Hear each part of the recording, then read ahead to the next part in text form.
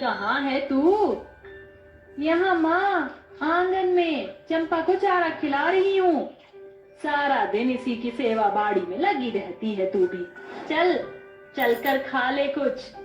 खा लूंगी माँ, मगर अपनी चंपा को पहले भरपेट चारा तो खिला दो। आखिर इसी के दूध से ही हमारा घर चलता है। गौरी भरतपुर गांव में अपने माता पिता के साथ रहती है। गौरी की गाय चंपा गर्भवती है। गौरी को अपनी गाय से बहुत लगाव है। उसी रात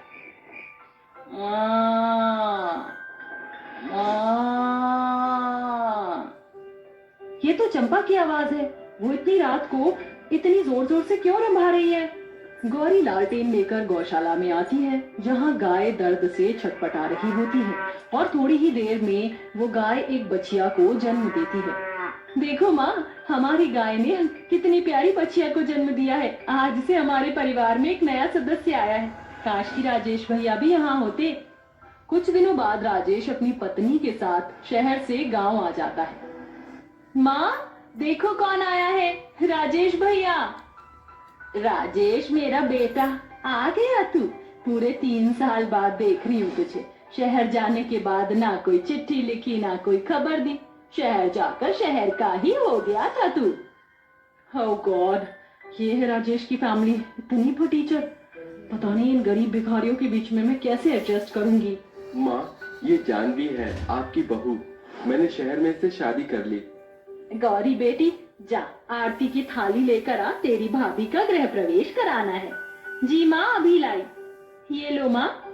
गंगा जानवी का गृह प्रवेश कराती है। अगले दिन सुबह को देर तक जानवी अपने कमरे में सो रही होती है। तभी लाइट कट जाती है। ओह गॉड, इस लाइट को भी अभी जाना था। एक तो रात भर मच्छरों ने सोने नहीं दिया। गर्मी से चिढ़कर जानवी गुस्से में कमरे से बाहर आती है, जहाँ गौरी अपनी गाय और बछिया को भूसा खिला रही होती है। गौरी, मेरी चाय कहाँ है? वो भाभी आप सो रही थी, इसलिए मैंने आपके हिस्से की चाय बर्तन में रखी हुई है। ये लीजिए उपले, चाय गरम करके पी लीजिए। तुम्हारा दिमाग खराब हो गया क्या? शहर में मेरे उठने से पहले तुम्हारे भैया मेरे लिए कमरे में बैठी लेकर आते थे। मुझे इस मिट्टी के घिसे पिटे चूल्हे पर कुछ भी नहीं बनाना आता, और ये चाय सुबह की बासी हो चुकी है। मेरे लिए ताजी चाय बनाओ। मगर भाभी, घर में चाय बनाने के लिए दूध नहीं है। तो कहो अपनी प्यारी गाय को दूध देने को। मगर भाभी, मेरी गाय सिर्फ सुबह और शाम दूध देती है, अभी ये दूध नहीं देगी। मैं भी देखती हूँ कैसे नहीं देती ये दूध। ये कहकर गौरी की अत्याचारी भाभी गाय और बछिया को डंडे से मारने लगती है। श्रीखंड का चोकर भूसा खा खाकर बहुत चर्बी चढ़ गई है इन्हें। अगर ये दूध नहीं दे सकती तो आज से इनका चारा बंद। रुक जाओ भाभी, मेरी गाय और मेरी बच्चिया को ऐसे मत मारो। बड़ी आई अपनी गाय और बच्चिया को बचाने वाली। चल हट यहाँ से। अत्याचारी भाभी अपनी गरीब ननद को धक्का दे देती है, जिस कारण गौरी का सर खूंटे से लग जाता है और उसके सर से खून बहने लगता है। धीरे धीरे जानवी की ज्यादतियां और अत्याचार बढ़ते ही जाते हैं। अब वह गाय और बच्चिया को खाने के लिए कुछ भी नहीं देने देती, जिस कारण एक रात गौरी आंखों में आंसू लिए गौशाला में आके अपनी गाय और उसकी बच्चिया का खूंटा खोल देती है। मैं तुम दोनों को अपनी जान से भी ज्यादा प्यार करती हूँ। तुम दोनों का ये दुख दर्द अब मुझसे और नहीं देखा जाता। जाओ मेरी प्यारी गाय, अपनी बच्चिया को लेकर इस घर से कहीं दूर भाग जाओ।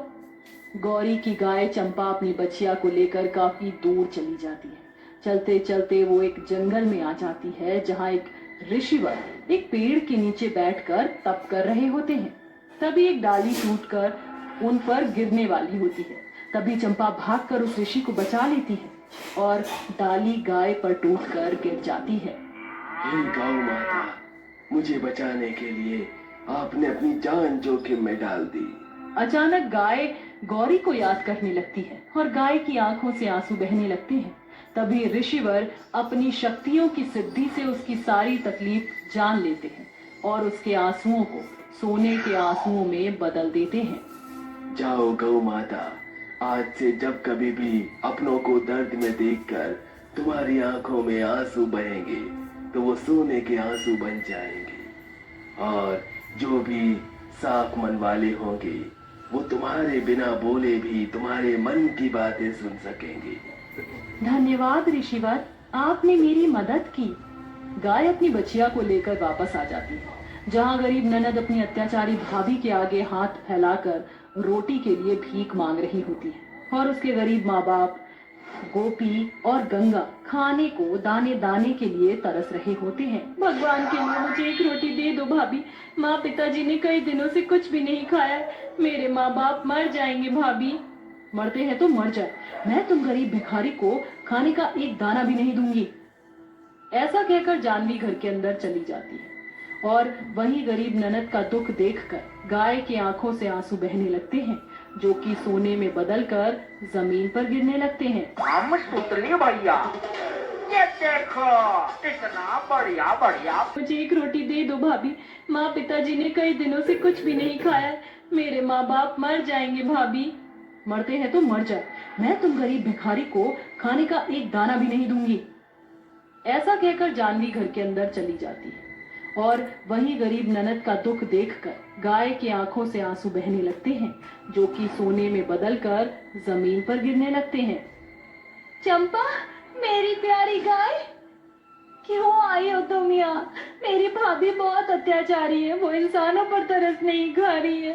तुम तो बेजुबान हो, तुम बेजुबान जानवरों की भी जान ले लेंगी। गौरी, क्या तुम मुझे सुन सकती हो?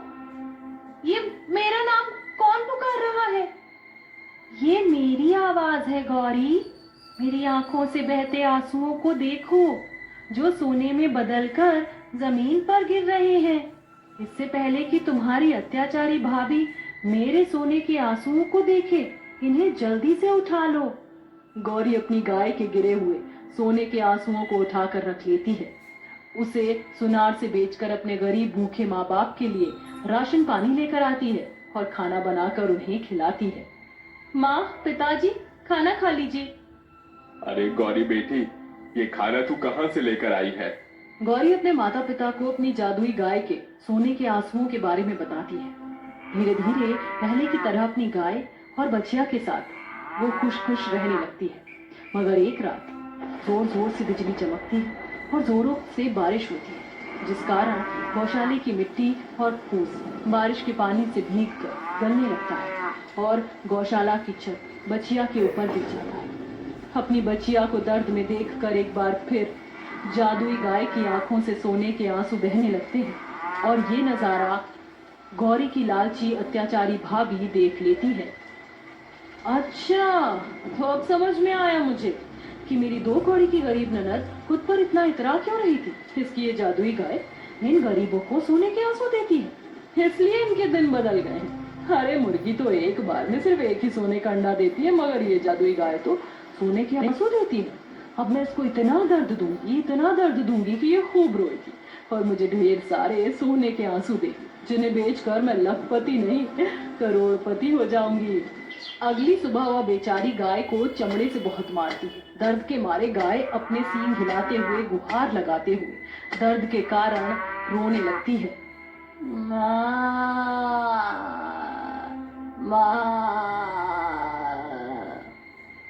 रो और रो, क्योंकि तू रोएगी तभी तो सोने के आंसू देगी।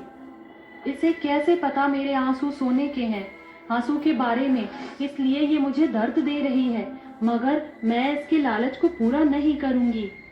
इस गाय की आंखों से आंसू तो बह रहे, मगर ये सोने में क्यों नहीं बदल रहे। मगर मेरा नाम भी जानवी है, मैं भी इतनी आसानी से हार मानने वालों में से नहीं हूँ। जानवी अपने गरीब सास ससुर को घर के आंगन में पेड़ से बांध देती है और दोबारा से गाय को चाबुक से मारने लगती है। तभी उसकी गरीब ननद गाय से लिपट जाती है। भाभी, आप क्या कर रही हो? क्यों मार रही हो इस बेचारी को? मेरे आगे से हट जा गौरी, वरना आज इस गाय के साथ साथ मैं तेरी भी जान ले लूंगी। कोई बात नहीं भाभी, आप भले मेरी जान ले लो, मगर मैं इस बेजुबान जानवर की जान नहीं जाने दूंगी। जानवी अपनी गरीब ननद को बहुत मारती। गाय गौरी को अपना मानती थी, इसलिए उसका दर्द उससे देखा नहीं जाता और उसकी आंखों से बहते साधारण आंसू सोने के आंसू में बदलकर गौशाला के चारों तरफ गिरने लगते हैं, जिसे जानवी जल्दी जल्दी उठाने लगती है। इतने सारे सोने के आंसू, अब तो मेरी जिंदगी बदल जाएगी। तभी गाय गुस्से में जानवी को सींग मारकर दूर फेंक देती है। तभी गौरी बीच में आकर गाय को रोक लेती है। रुक जाओ मेरी प्यारी गाय, भाभी को छोड़ दो। तुम भी इनकी तरह बन जाओगी तो इन जैसे लालची इंसानों में और तुम में क्या फर्क रह जाएगा। इन्हें मत मारो। ये देखकर जानवी पछतावे से भर जाती है और अपनी ननद से माफी मांगती है। गौरी मुझे माफ कर दो, मुझसे बहुत बड़ी गलती हो गई। मैं लालची हो गई थी, इसलिए इस बेजुबान जानवर को दर्द दिया। गौ माता मुझे माफ कर दो। आखिर में गौरी और उसकी गाय जानवी के किए के लिए उसको माफ कर देती है और फिर सब खुशी खुशी रहने लगते हैं।